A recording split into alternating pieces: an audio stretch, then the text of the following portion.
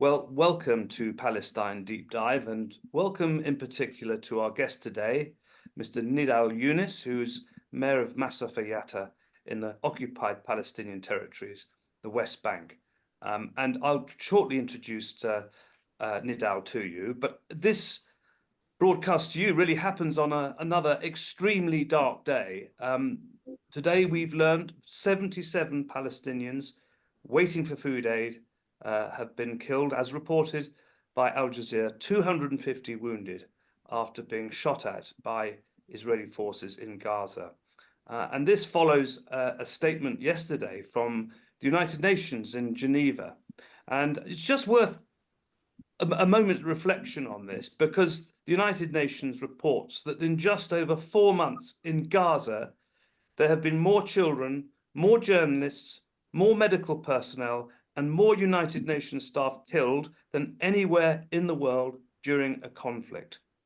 Now, we're not going to be talking so much about Gaza today, but in the West Bank, less reported, but still equally shocking in so many respects. Many Palestinians have lost their lives, over 400, since the events of October the 7th. But of course, in the villages around Masafer Yatta, the Palestinians there, the mayor is with us today, have been experiencing the most continual repression and efforts to drive them out of their villages. So I'd like to welcome you, Nidal. Thank you very much indeed. Thank you for joining us. Just for people who don't know, Masafer Yatta is a series of Palestinian hamlets in the West Bank, have been fighting for its survival. The Israeli Defense Forces declared that this area, 12 Palestinian villages in all, should become a firing zone back in the 1980s. And a whole process has been continuing since that declaration to drive people out of the territories that they've been living in for a very, very long time indeed. Now, before again I come to you, I should say that we're waiting. I think there's been a ruling by the Israeli Supreme Court which would pave the way for the demolition of the villages, and that's what we'd like to talk to you today.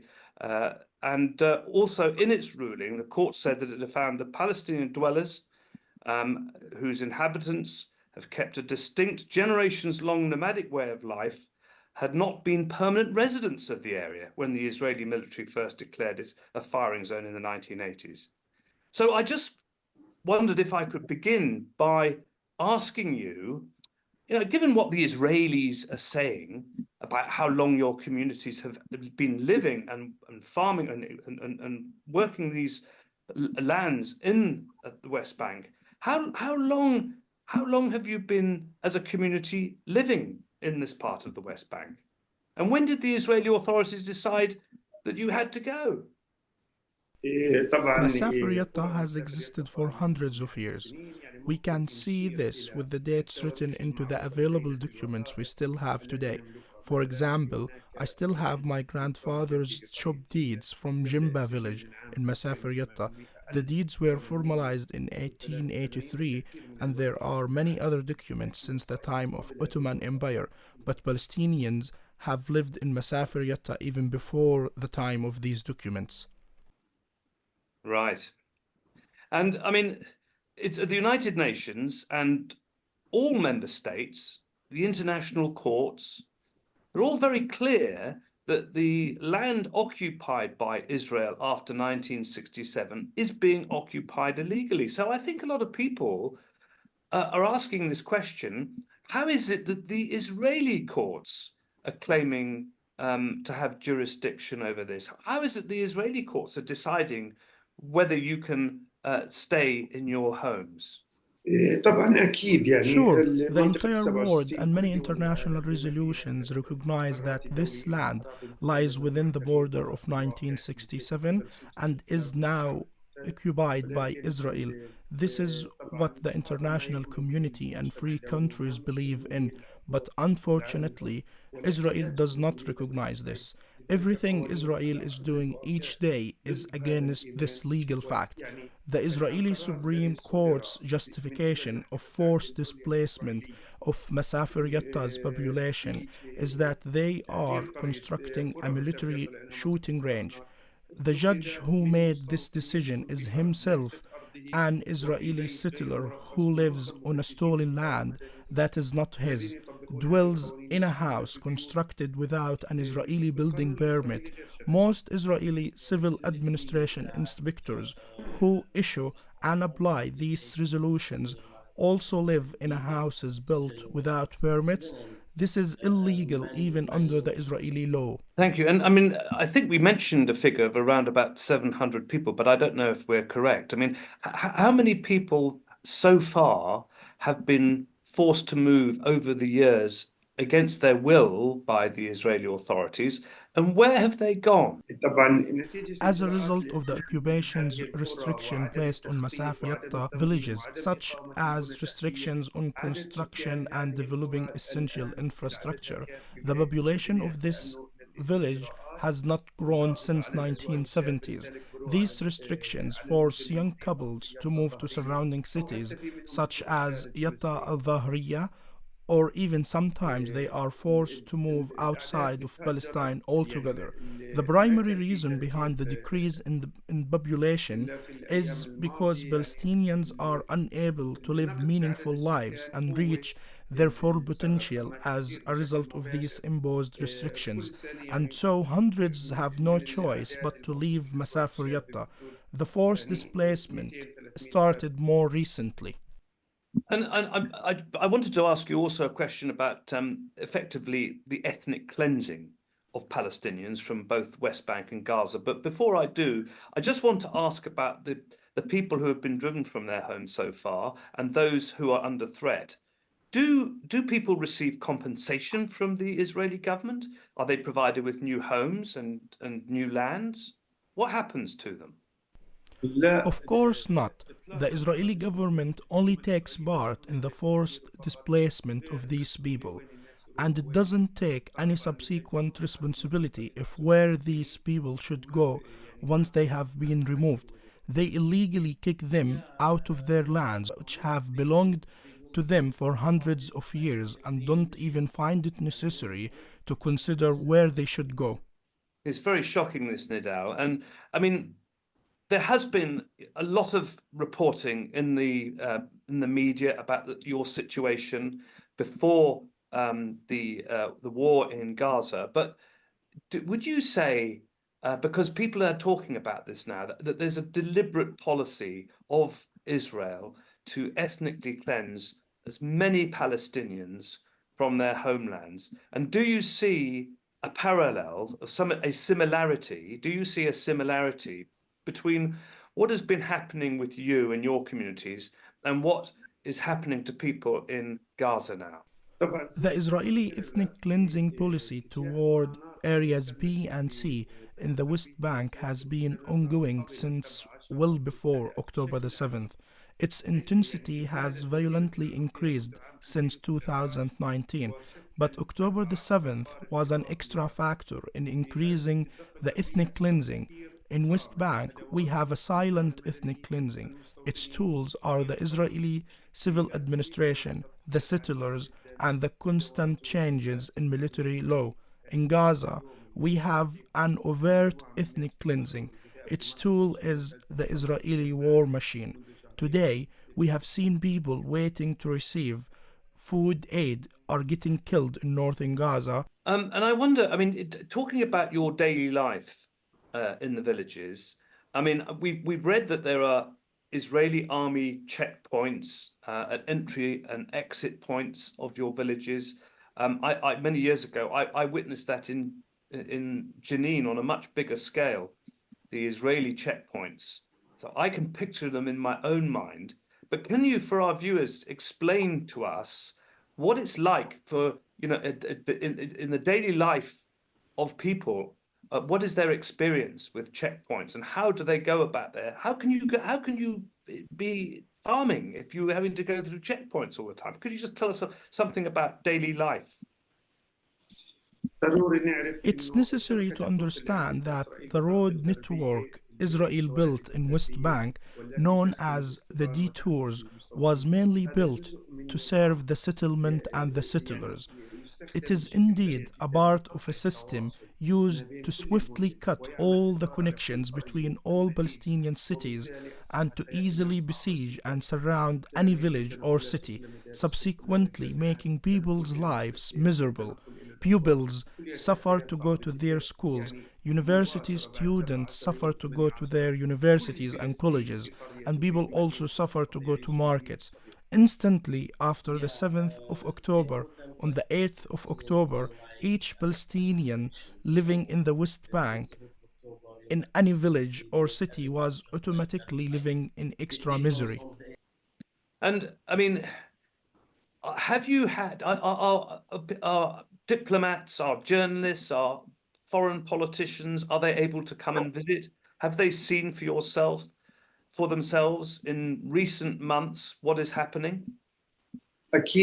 Of course, journalists and social activists cover what is happening. Just 10 days ago, a delegation from the US Congress visited the region and visited one of the displaced villages. They saw how violent the settlers were and they expressed their concern of what is happening. And Nidal, I wonder if I can ask you, because of course there's been a lot of pressure being put on the Biden administration in the United States, a lot of anger as well at the support that the United States has been giving to Israel, especially in terms of military aid for what it's doing in Gaza to the Palestinians. But at the same time, the Biden administration did announce some sanctions against a few settler leaders in the West Bank. Do you think that the Biden administration is trying to sound a bit tougher or being a bit tougher towards some settler groups in the West Bank will be of any help to you in your campaign? Is this making people think twice before they intimidate you and pressure you? Unfortunately, these decisions always come late after we almost lose everything. We do have the international law and many international resolutions on our side. They could have helped us to avoid all of this from the beginning, as it has been happening for more than 30 years now. If major countries had pushed to apply this, we could have saved a lot of these lands and blood. Even though this step was taken late, we hope it can be applied effectively and actual actions can be taken, as the violence of the settlers is unbearable. Their violence is not helping any side, and it is only generating a mountain of hatred which won't go away easily. So Nidal, on the question of those settler attacks, we've seen evidence of that ourselves in our television here. Some of the reports that have appeared on the Channel 4 news here in the UK, there's been some quite detailed reporting of settler attacks in the West Bank. But do the Israeli forces, the Israeli Defense Force, offer any protection when these attacks happen in your hamlets, or do they stand back? Do they encourage it? What are they there for? Unfortunately, all these attacks by the settlers, who are basically now a ruling government on the ground, are met by the protection of the Israeli police and the army. The Palestinians are always forced to endure these attacks silently. Now, Nidal, you're here in Britain and with the Balfour Project, and you're going to be meeting and will have met lots of people. Have you had any meetings with any British government ministers? And if you have, and if you do, what do you want them to do? What is your ask of them? We have met with several members of parliament, and we are planning to meet with the Minister of the State for the Middle East, Lord Ahmed. We have hopes after this visit, and we thank all the people at the Balfour Project. We felt there is awareness of what's happening in Palestine through our meeting at the Parliament. We also feel that the Foreign Office is aware of what is happening in Palestine too. We hope actions are taken on the ground to put international pressure on the occupation government to create deterrence against the settlers. The settlement construction in the West Bank are illegal entities, and the world should boycott them and legislate deterrent sanctions against them. And also, Nidal, I mean, there are members of the British Parliament, MPs as well, from all parties, and of course, many of them are very supportive of your campaign. What would you like them to do specifically? And is there anything that members of the public can do as well? Should they be writing to their members of Parliament, putting pressure? What would you like people to do? We met with several members of parliament from different parties.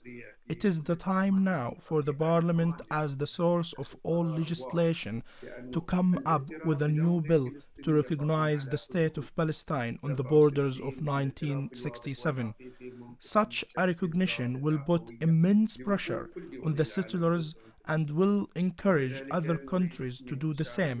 We also want the British people to put more pressure on their MPs and the government to achieve peace for the Palestinian people. Thank you. Thank you very much, Nidal. Just a couple of final questions, if I may. And you've had such a struggle over such a long period of time. You've experienced so much injustice and suffering. So many of your people have been driven out. And we've learned from you today that they're driven out to where? They're not given any assistance, any help. They're just told they have to go and leave their lands. But what hope do you have that your communities, the rest of your communities, can remain? You've got a lot of international support, a lot of international attention now. But at the same time, we have seen, especially in Gaza, that even with an enormous amount of attention being focused on what Israel is doing, they still do what they want to do. So do you have any hope that you can prevail and that your communities can remain in their historic homelands, in Palestinian lands? The situation is so difficult that words cannot help me describe how awful it is now. The maximum people wish for now is simply to know their kids are safe in their houses. Like what happened in Basil's film, we don't have other land or places to go to. We do not have any hope of being given other land. And this is why we stay resilient in our land, despite all the pain we suffer. Every time we get any visit from diplomats or countries, or even from international peace activists, they make us feel hopeful that a change might happen one day through them by putting a pressure on their governments. This is the only way we could stop this. We believe that the key to ending this conflict is with the international community. Even though no actions on the ground have been taken so far, we are still hoping for a change to come through this. Well, look, thank you very much indeed, Nidal. And thank you very much, both of you, for coming in today. We're very grateful. Nidal Younis, Mayor of Masafer Yatta, occupied Palestinian territories of the West Bank, has been with us today. And thank you so much for your time. We wish you the very best. So thank you. Thank you very much indeed. Until next time, that's all from us here at Palestine Deep Dive.